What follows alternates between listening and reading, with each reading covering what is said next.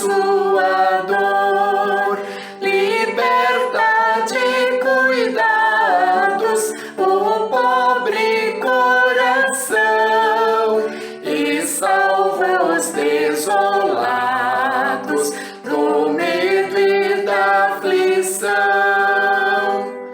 Ressoem vossos cantos vibrantes de fervor, enchendo os átrios santos da casa do Senhor. Cobriu-vos de bondade e não vos deixará por toda a eternidade, convosco ficará. É vosso Pai amado, o qual se apiedou de vosso triste estado e vos purificou de todos os delitos por Cristo Salvador, tornando-vos benditos por graça infinda amor. Cantai-lhe doces hinos sem nunca mais cessar, marchai quais peregrinos ao seu celeste lar.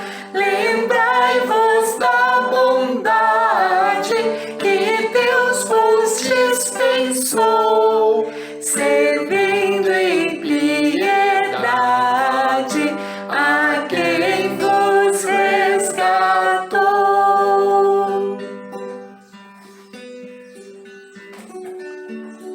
Queridos, que a paz de Cristo esteja com vocês. Eu quero refletir sobre o texto de Lucas, capítulo 15.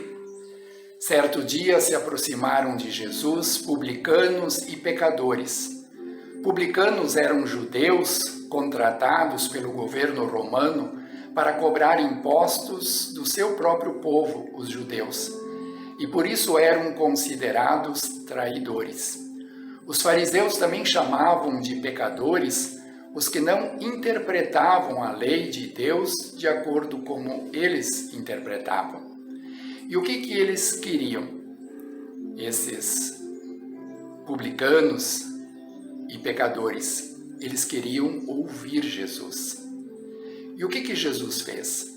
Se assentou com eles para ensinar as coisas de Deus. Pois Jesus mesmo disse: venham a mim os que estão cansados e sobrecarregados, que eu os aliviarei. E em outro momento em que também reclamaram de Jesus por atender essas pessoas, Jesus disse: os que são saudáveis não precisam de médicos, e sim os doentes. Mas os fariseus, que eram um grupo de religiosos, acharam que Jesus não fez a coisa certa. Então Jesus contou 3 parábolas: a ovelha perdida, a moeda perdida e do filho pródigo. E nessa terceira é que nós queremos refletir. É uma história muito comum. Jovens abandonando sua casa paterna, pois querem estar livres do controle e dos ensinamentos e valores dos pais, e se entregam a uma vida solta sem precisar dar satisfação para ninguém.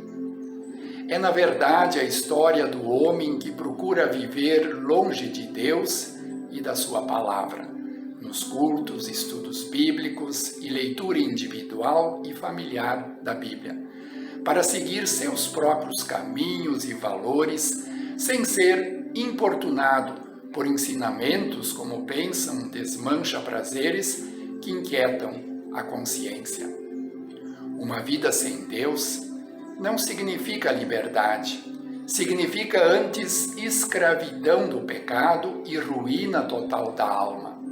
Andar na presença de Deus produz bênçãos e vida, Andar no caminho do pecado produz desgraça e morte.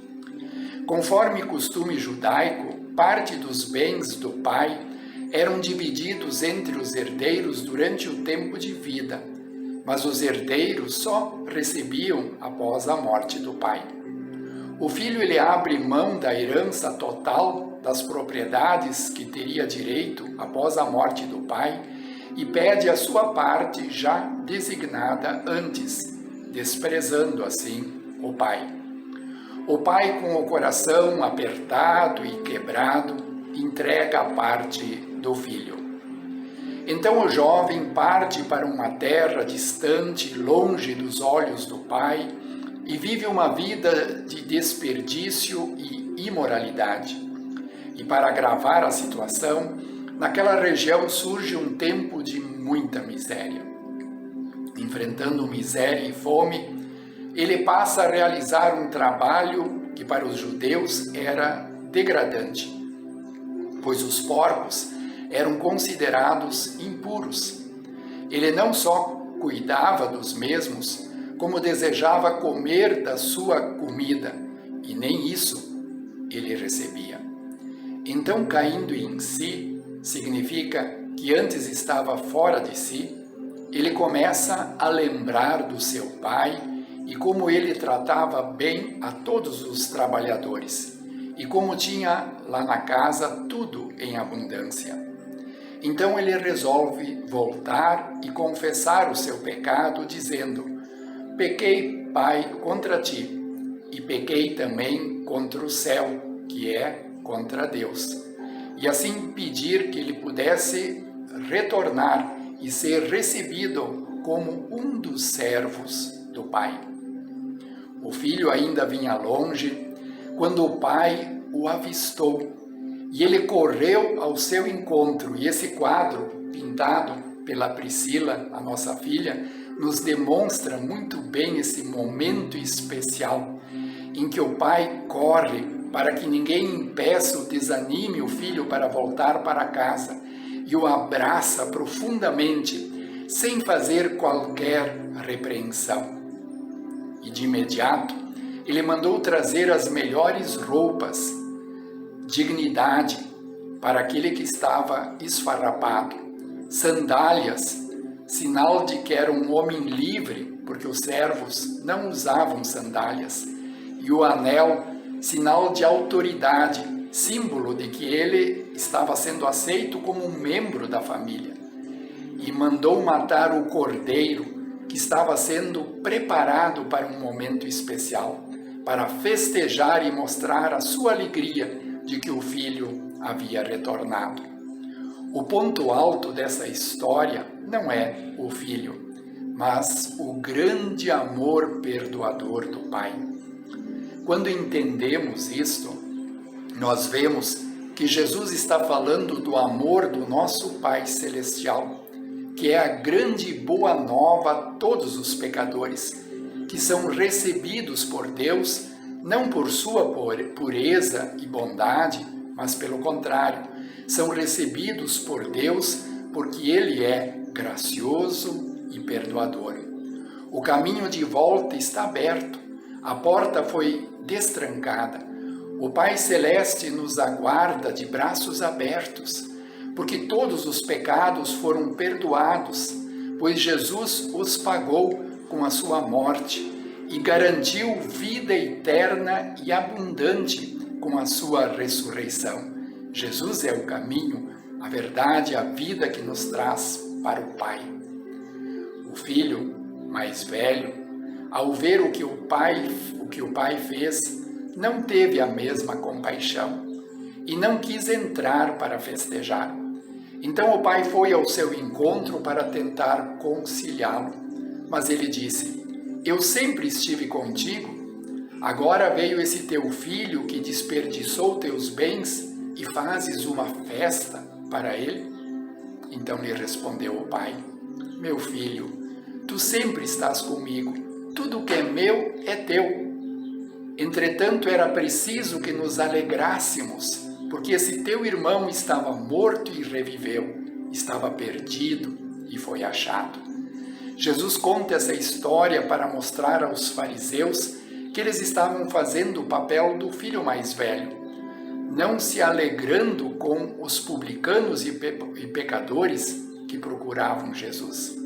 E para os que permanecem na presença de Deus durante a sua vida, para que esses não rejeitem os que vierem ou que viveram afastados, mesmo no mais profundo pecado e grande parte da sua vida, mas quando voltarem para casa, sejam recebidos, acolhidos com muita alegria.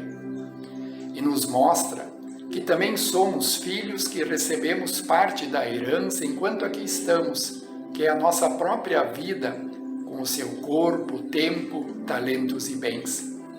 Que tipo de filhos somos nós? Usamos esta herança na casa do Pai, na sua presença, seguindo a sua orientação, ou nos afastamos pelo mundo, desperdiçando e vivendo uma vida de acordo com os nossos desejos pecaminosos e como o mundo vive? Jesus disse: quem quiser, pois, salvar a sua vida, perdê-la-á. E quem perder a vida por causa de mim e do Evangelho, salvá-la-á. Que aproveita o homem ganhar o mundo inteiro e perder a sua alma? Deus tem um amor tão grande por cada um de nós e Ele não quer perder nenhum, porque todos somos muito importantes. Amém.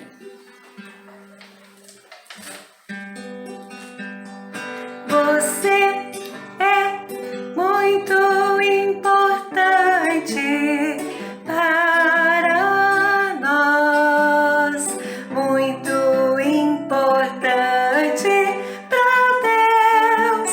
Cantamos louvores ao nosso Deus, que em seu infinito amor planejou você nascer e batizado,